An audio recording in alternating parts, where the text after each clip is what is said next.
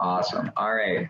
So Pedro, thank you so much for joining us tonight. Really appreciate your time. And we just would love to hear more about your entrepreneurial story and the experiences that you've had across your different startups and professional organizations. So where should we, I mean, maybe we should start at sort of even before college, right? So what interested you in becoming an entrepreneur, and sort of what was your childhood like? Where'd you grow up?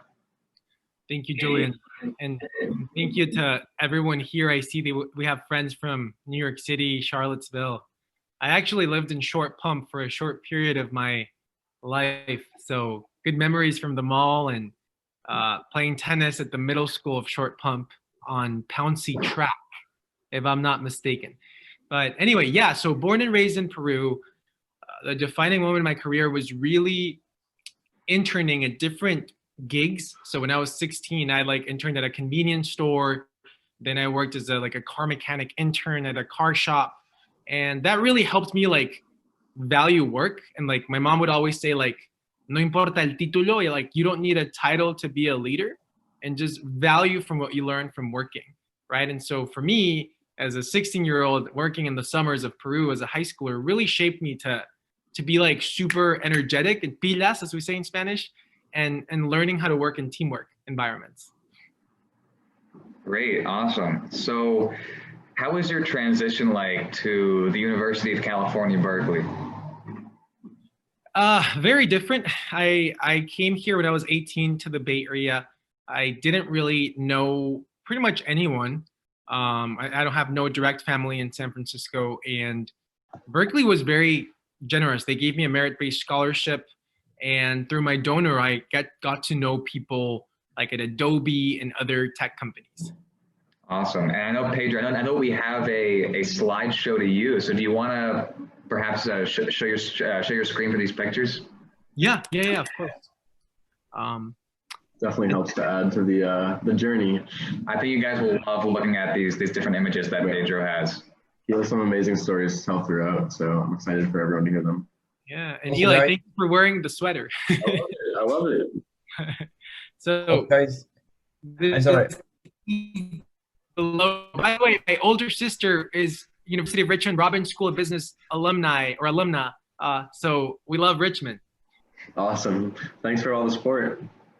We appreciate it. So that's where my family's from, Pampas Grande. It's 12,000 feet above sea level, remote village in the mountains of Peru, middle of nowhere. I grew up eating cuy, which is guinea pig, tocos, which is fermented potatoes, and I'm just super thankful. And honestly, I'm happy to be part of a very rural area of South America. This has to do with my heritage, and I'm going to show the picture of the library that we helped build with Pon Peru years ago. And these are the internships. I was talking to Julian and Eli. And we want to make this a casual conversation, please. So if anyone has questions, please don't be shy. Feel free to text or talk. I was interning, giving out pamphlets, doing sales and marketing. And the left, I was doing some accounting, P&L, balance sheet auditing, using SAP software.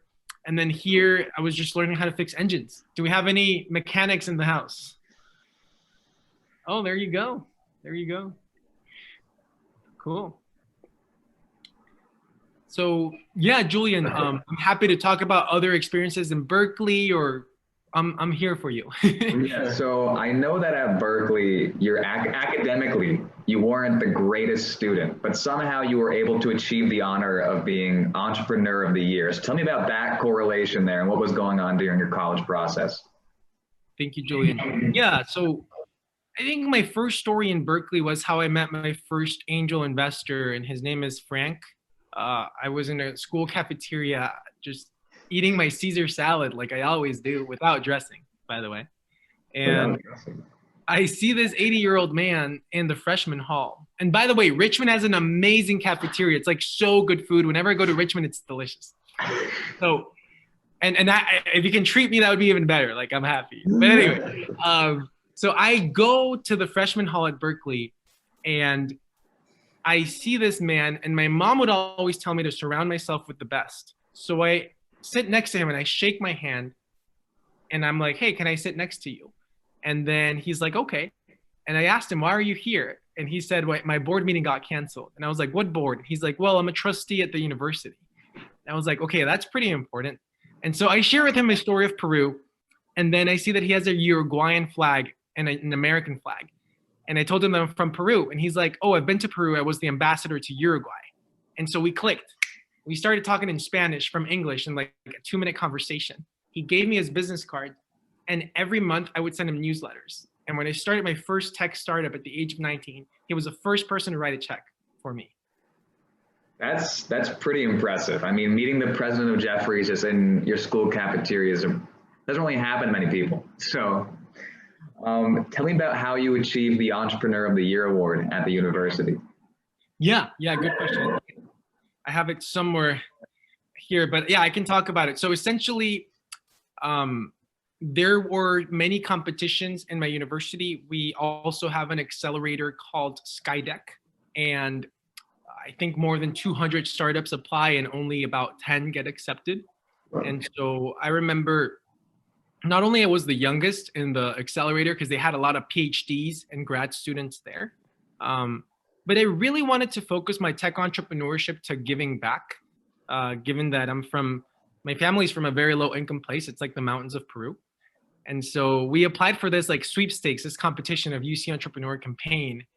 And the winner would not only meet the president, Janet Napolitano, I think she's somewhere here, but the winner would also meet Brooke Byers, who's the co-founder of Kleiner Perkins Byers and Caulfield, the very famous venture capital fund, and other really cool people. And so I remember in the awards lunch with the president of the university, she was telling me like how she values entrepreneurship in college. And she also told me a pretty cool story how Obama like called her so she could be on the cabinet. And that regardless of what party you're in, but I think I learned just leadership. You know, we can learn leadership from people who are different than us. We don't have to agree always on anything, right? We can learn to respect each other. And so it's true. I wasn't the best student, guys. My GPA was a 2.6. So I'm pretty sure everyone has a better GPA than me, right? So Pedro, I know that you were able I can't find the picture. I think I have. You were able to succeed a lot at UCB, but what was it like getting used to America, getting involved in your community? Because you didn't really have much of a network at the time. Yeah, I think what really helped me was sports. And I'd love to learn what sports you play, so feel free. I think I see a couple of audience. I see Alex, Andy, James, Olivia, Zach. So feel free to put what sports you practice. When I'm back in Virginia, I would love to play. But I think that really helped. In all sincerity, and I sucked at sports. So for example, I joined intramurals basketball. I was a bencher the whole time. But I got to know people through basketball. Same thing in golf. Like I never golfed until I came to the US. And I clearly am a beginner, but I got to meet so many people through golf. Here's a picture with Jack Fuchs. He was a Stanford professor of engineering and became really good friends through tennis. And today we share the same Gatorade bottle when we play. So there's this common theme throughout your kind of early years where you were just meeting a lot of people and you were very outgoing with them. And I know that you were telling me and Julian about how a lot of them were very coincidental. So going back to Frank, I know that there were other people that you met in your other years of study that ended up becoming really close relationships and would end up being very valuable resources for you. You want to talk a little bit about that? Yeah, I would say, well, going back to Jack Fuchs' example on the right, he's a venture capitalist and angel investor. So I learned bilateral mentorship with him. Many times as a young person, I thought I could never really offer anything to a CEO or a professor, you know? But Jack taught me otherwise. He was like, Pedro, I really need to exercise. And for me, hanging out with you, I get to improve my cardiovascular endurance. And I told him, Jack, for me hanging out with you, I learned about corporate finance and venture capital. So it's that bilateral mentorship that we as students can embrace to add value to other people. And at Richmond, you have a beautiful campus, not only with tennis, but I've seen the basketball, and I think you're next to a country club. So like yeah, leveraging those relationships and going for walks with professors, because I've done that as a college kid myself, really differentiates you, right? In addition to going to office hours, just like thinking outside the box and relating with people will get you way further. Yeah, that's amazing advice. Do you have any notes on, I know that that's sometimes a daunting task for young students. Do you have any advice on how to go about reaching out initially? Honestly, just persistency. And for me, it didn't always work out. Like here with Tom Kosnick, he's a professor of engineering. He would almost never reply to emails or phone calls. I only had his office number. So what I did is I pretty much stalked him. I went to his office, sat outside for an hour and 42 minutes until he had a lunch break to Subway. And I told him I really wanted to join his class because he has an accelerator. And he was like, Pedro, you have 10 minutes. I'm a busy man. Go for it. If I like it, you're in. If I don't like it, you're rejected again. Because I got rejected 3 times, by the way. And so I pitched him my idea and he loved it. He not only let me in his class, but he got 3 Stanford grad students to audit the class to be part of my founding team at Smiley Go. Wow. That story is really crazy. I mean, wow. I can't imagine myself waiting an hour and 40 minutes for a professor, but it definitely had its impact. So that's pretty amazing to hear. Imagine like you were actually like waiting for Dean Quinones for 1.5 hours, right outside of the business school to ask for funding, like for the club, right? Hilarious.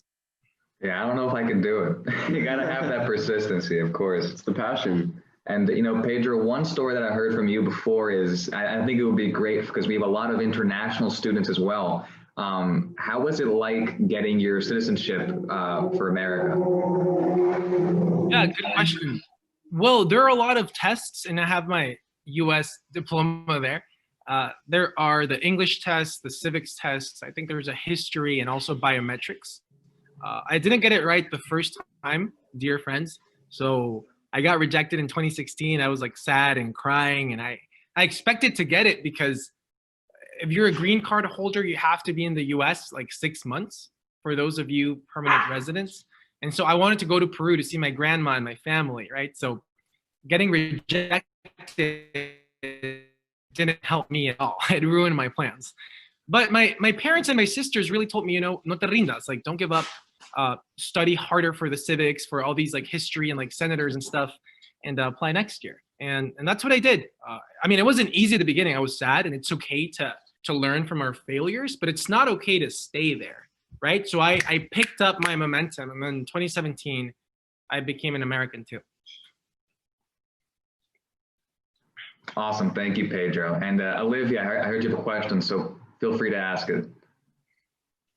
Oh, I was just wondering if you found any difficulties like prioritizing your business while you were also in college, or if it came kind of like naturally to you to like learn and push yourself to develop these connections.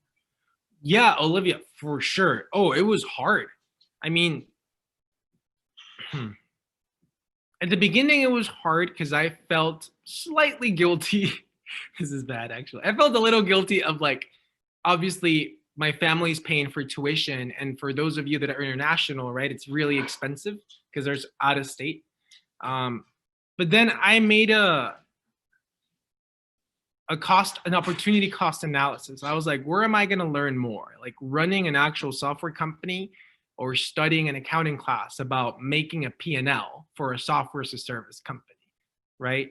And so I did my best in explaining this to my professors. Many of them were gracious. A few were not, which is okay. You're always going to find setbacks. There was one story, Olivia, where like this marketing professor at the business school was like, okay, don't worry about the second midterm. You're not going to take it, but please don't tell anyone in class. This is just between you and me and your parents or whatever, because I know that like our dean funded you, like our trustee funded you, and you're in our accelerator, and like we have money in your shares, but please just don't tell your classmates. So it was really funny. That's awesome. That's crazy.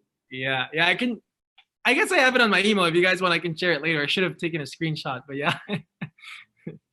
Yeah.